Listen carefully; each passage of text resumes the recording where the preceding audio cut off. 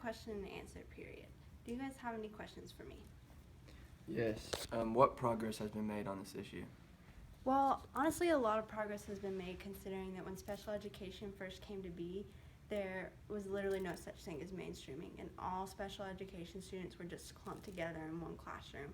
And so just the fact that there is mainstreaming now is progress in itself, but we just really need to work towards normalizing it and getting it to where a lot more special needs students have the option to be mainstreamed rather than just placed in that classroom. Any other questions?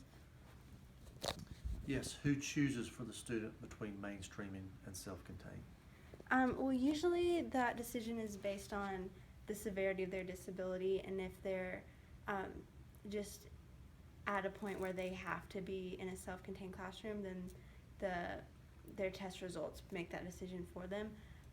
Or the principal can just say that all special needs students are placed in that classroom.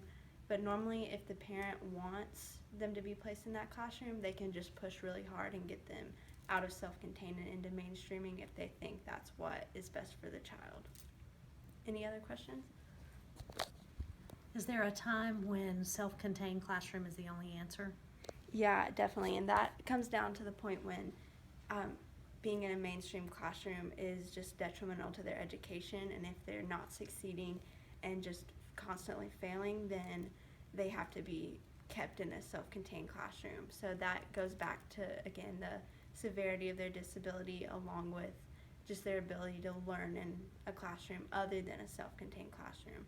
But normally there are a lot of people that are automatically placed in a self-contained classroom just because they have any sort of disability, and it's not based on their intelligence or anything like that. So when those factors are taken into account, mainstreaming becomes a much more reasonable option. Thank you guys for your time.